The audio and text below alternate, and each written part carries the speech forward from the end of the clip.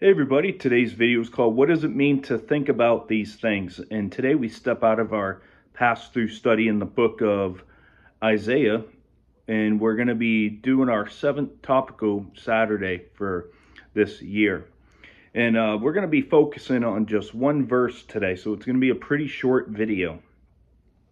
And we're going to be focusing here on the meaning of Philippians chapter 4, verse 8. So as you can see, we're in the New Testament for today's video. In Philippians 4, verse 8, it says, "Finally, brethren, whatever things are true, whatever things are noble, whatever things are just, whatever things are pure, whatever things are lovely, whatever things are of good report, if there is any virtue, and if there is anything praiseworthy, meditate on these things."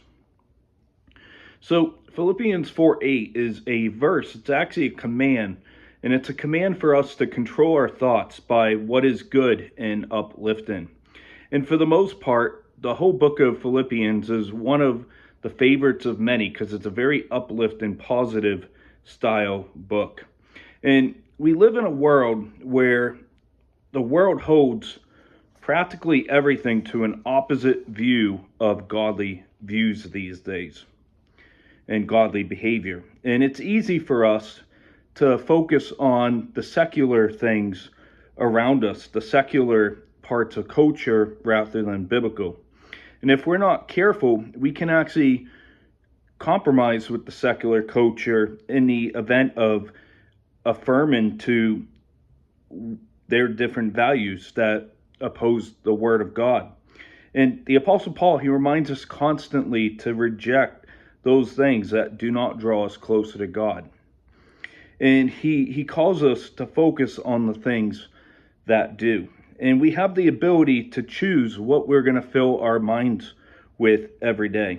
And in verse 8, it applies to every area in our lives.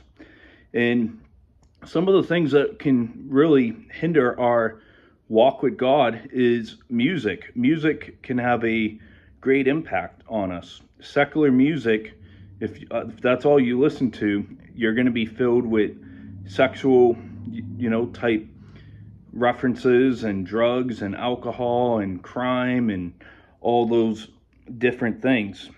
And so your music, you have to ask, does it draw me closer to God or does it take me away from God?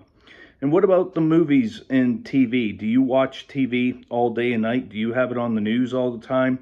And it's just always letting you down because there's so much crime, violence, hatred, and all those bad things out there. Do you watch too much TV where you neglect your time in the Word of God? What about the books you read?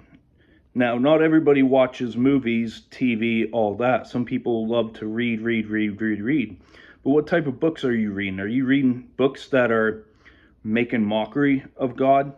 Are you reading books that are not the Bible or pointing you to God? And if we aren't drawn closer to God and increased desire to obey Him, then it doesn't pass the test of Philippians chapter 4, verse 8. You see, 1 Corinthians chapter 10, verse 31 tells us, "In all that we do, that we eat and drink, do it for the glory of God." And we have to ask ourselves, does it bring us closer in fellowship with other believers as well? And what about sharing the gospel?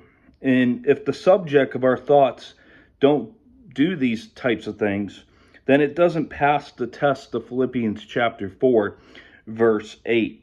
And if we take Philippians 4, verse 8 seriously, we ought to change our habits that are drawing us away from God and consumption. And with this video, what I'm not trying to say is that you got to become one of those works-based salvationists, perfect, sinless perfectionists, where you have no influence out in anything. I'm not telling you to give up sports or wrestling or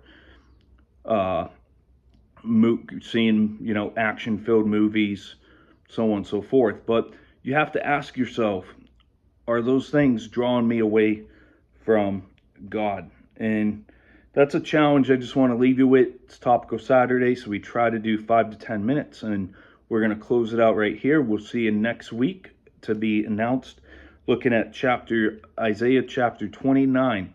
And we're going to really see a major theme in that chapter for spiritual blindness. So I hope you have a great rest of your weekend. God bless. We'll see you then.